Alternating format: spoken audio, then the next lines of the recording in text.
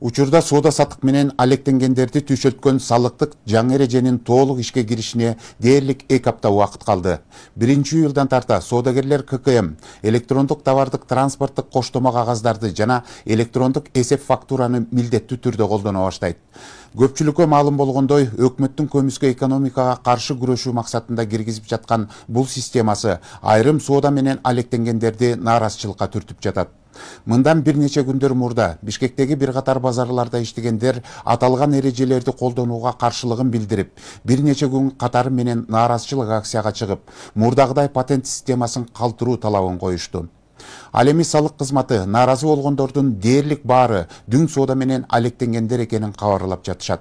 Анткени алар эми соодасынын жылдык жүгүртүүсүнө жараша белгиленген пайыздык ченем менен салык төлөшү керек.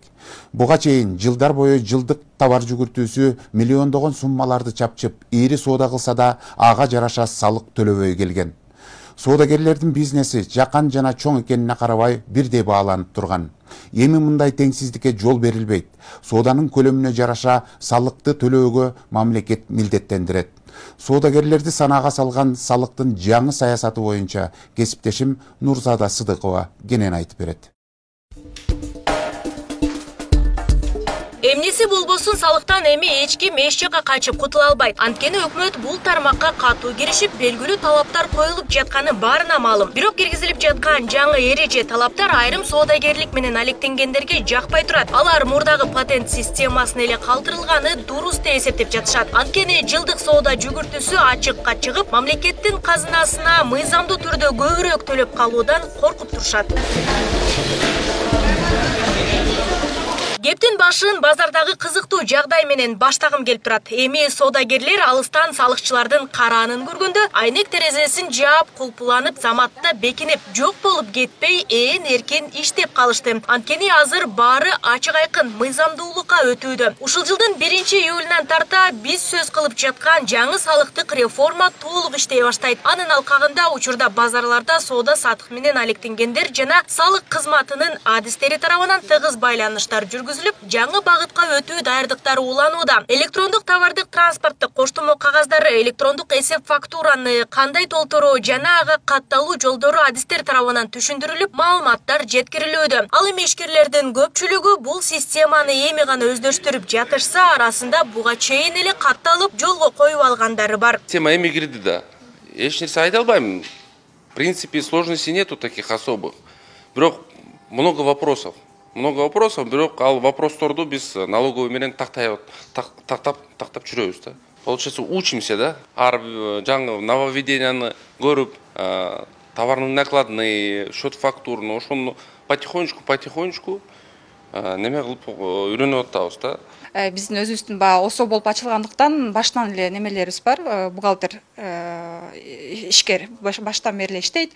Ал кишилердин билими болгондуктан уже в принципе эч кандай деле аябай деле оорчулук болгон жок. Жана ИТТН деп атпайбы, онлайн склад, мындайча айткандачы, онлайн склад ачылган биздики баштан эле. Клиенттер счет фактура деп сурап келгенде эч кандай проблемасыз эле берип жатабыз да, иштешип келатабыз. Анан может быть жаңы мындайча айтканда патенттен может быть азыр ИП ачылат атпайбы, может ИП жаңы ачылгандарга кандайдыр бир кыйынчылыктар жаралышы мүмкүн, но со временем, мне кажется, бул нерсени деле түшүнсө болот. Маалым болгондой, салык реформасынын бул багыттарына өтүүнү каалабаган соодагерлер али күнгө чейин патент системасын калтыруу талабын коюп, нааразычылык акцияларына чыгууну улантышууда. Алар бул жаңы багыт түйшүк жыратып, өзүнчө бухгалтер дайындоого туура келип, ашыкча чыгымга учурап жатканын айтып чыгышкан. Ал эми салык кызматы учурда нааразы болгондордун баары дүң соода менен алектенгендер экенин билдиришүүдө. Ошол жана Дордой дыйканда эгерде алсак, бул 100-150 миллион обороттун айланткан ишкерлер да. 200 миллионго чейин бар арасында. Анткени кээ бирөөнө мындай кылып иштебейсиңер десе, мен 2 айда 50 миллион айлантам дегендер бар да. Анда ошолорго действительно жанагындай канчадай магазин менен иштеген субъектлер бар, анан ошолор документ жазаган дейт да.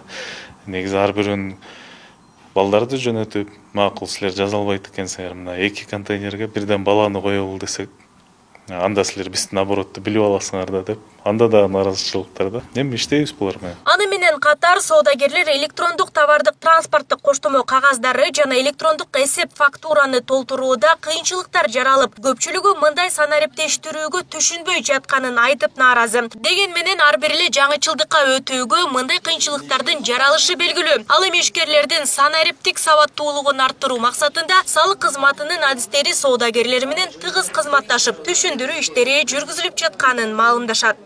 Азыр ар бир базарда өзүнүн кураторлору бар. Андан тышкары администрациянын өкүлдөрү бар, налоговый консультанттарды нанимать эткен. Андан тышкары сервис центрлер ачылган. Ал жакта биз эми буга чейин да түшүндүрүү иштерин жүргүзүп келгенбиз. Эми практика түрдө ЭТТ ЭСФ-ын жазып бергенге үйрөтүп баштадык. Бул жерде эмнеси жакшы, салык төлөөчүнүн дагы убактысын албайбыз. Аны дагы соодасынан алектентпейбиз. Өздөрү консультанттар арыздарын чогултушат. Андан кийин бизге алып келип реестр менен өткөрүп беришет. Анан биздин кызматкерлер аны бардык тийиштүү режимдерге коюп, обработка кылып, бардык заявленияларды өткөрүп, кайрадан эле өзүбүз ошо ишкерлерди биздин салык кызматына чакырбастан кайра өзүбүз колдоруна беребиз.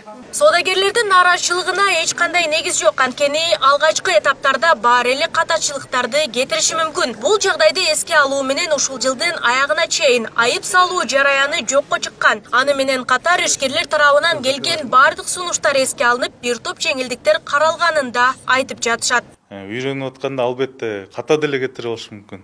Ал деле допустимо. Ага деле чара санкциялар колдонулбайт. Бул үч. То есть иштеп баштаганга да. Ам практикада мындай болот ба? Биз барып атабыз. Барып айтып атабыз, ишкерлер, давайте мына үйрөнө албай атасыңар, оор болот атабы, мен силерге ар бирөө менен отуруп иштейин. Мына мен балдарды бөлүп берип атам.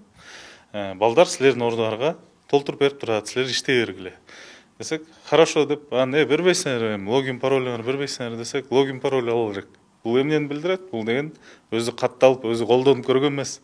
Колдонуп көрбөй эле каршы чыга бергенден биз мындай артта болушубуз керек да. Ошондуктан мен баарын чакырат элем, колдонуп көрүш керек. Салыктын бул жаңы реформасына карата кандай гана нааразычылыктар болбосун милдеттүү түрдө ишке ашат. Ага эч кандай тоскоолдук болбошу керек деген министрлер кабинетинин төрагасы Акылбек Жапаров белгиледи. Ал муну менен өлкөдөгү көмүскө экономикага бөгөт коюп, ар түрдүү контрабандага жол берилбей тургандыгын белгилеп келет. Контрольно-кассовый машиналар, ЭТТНдар, электронный счет фактуралар контрабандисттердин жолун толук буйт. Ушул жылдын аягында биз ошого жетишебиз деп турабыз.